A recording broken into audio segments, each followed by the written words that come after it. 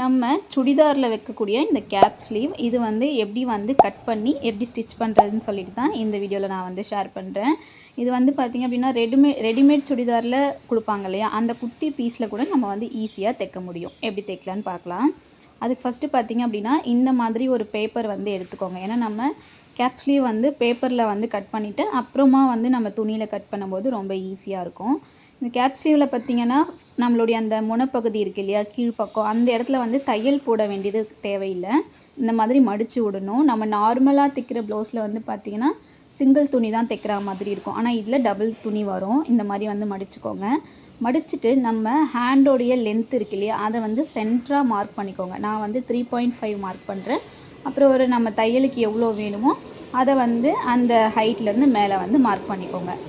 நான் வந்து ஒரு 3/4 இன்ச் போல் வந்து மார்க் பண்ணியிருக்கேன். இப்போ இதை அப்படியே வந்து நம்ம வச்சுட்டேன். இதை அப்படியே வந்து ரெண்டாக ஃபோல்ட் பண்ணிக்கலாம். அந்த நம்ம பாயிண்ட் போட்டிருக்கோம் இல்லைங்களா, அந்த பாயிண்ட்லேருந்து அப்படியே வந்து ரெண்டாக மடிச்சிக்கலாம்.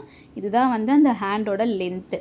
கீழ்கை வந்து இதில் வராது, ஓகேங்களா. இதுதான் வந்து கீழ்ப்பக்கமாக வரும். நான் கீழே எழுதி காமிக்கிறேன் பாருங்கள். இதுதான் வந்து கீழ்ப்பக்கமாக வரும். இந்த இடத்துல வந்து நம்ம தையல் வந்து போட வேண்டியது இருக்காது கிளாத்தில். இப்போ நம்ம இது அப்படியே வந்து இந்த மாதிரி வந்து வரைஞ்சிக்கலாம். இப்போ நான் வரைகிறேன் பாருங்கள். அந்த மாதிரி வந்து வரைஞ்சிக்கோங்க.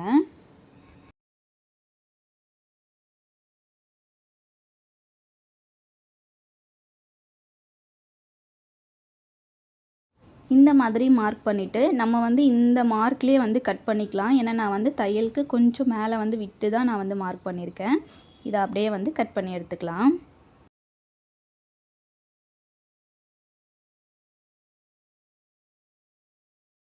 அவ்வளோதான். இப்போ இதை அப்படியே வந்து நம்ம துணி மேலே வச்சு கட் பண்ணிக்கலாம், ஓகேங்களா.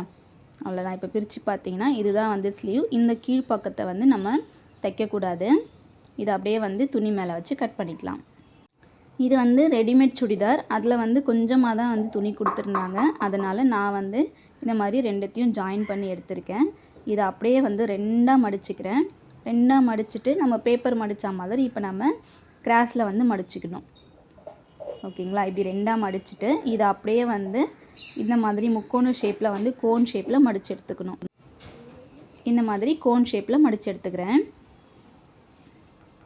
மடிச்சுட்டு இப்போ நம்ம கட் பண்ணி வச்சுருக்கோம் இல்லையா பேப்பரில், இதை அப்படியே வந்து அந்த கீழே வந்து க்ளோஸ் ஆகிருக்க பக்கம் மடிச்சிருக்க பக்கமும் இந்த பேப்பரில் மடிச்சிருக்க பக்கமும் இந்த மாதிரி நான் வைக்கிற மாதிரி வந்து வச்சுக்கோங்க.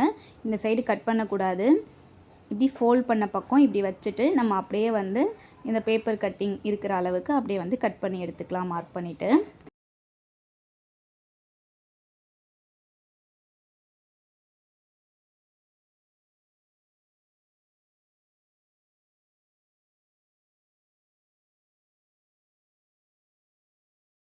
இந்த மாதிரி கட் பண்ணதுக்கப்புறமா இதில் நம்ம சென்டர் பாயிண்ட் வந்து மார்க் பண்ணி எடுத்துக்கலாம். அர்கத் பண்ணுவோம் இல்லைங்களா, அந்த மாதிரி அர்கத் பண்ணி எடுத்துக்கலாம். ஏன்னா அப்போ தான் நம்ம ஸ்லீவை வந்து சுடிதாரோட ஜாயின் பண்ணுறதுக்கு ஈஸியாக இருக்கும்.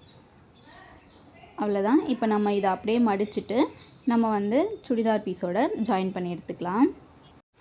இப்போது நம்ம ஸ்லீவில் சென்ட்ரு பாயிண்ட் அர்கத் பண்ணியிருக்கோம் இல்லைங்களா, அந்த சென்ட்ரு பாயிண்ட்டும் அதோட நம்ம ஷோல்டர் பாயிண்ட்டும் ஒன்றா வச்சுட்டு, நம்ம ஆல்ரெடி வந்து ரெடிமேட் சுடிதாரில் ஸ்லீவ் எப்படி ஜாயின் பண்ணுறதுன்னு ஒரு வீடியோ ஷேர் பண்ணியிருப்பேன்.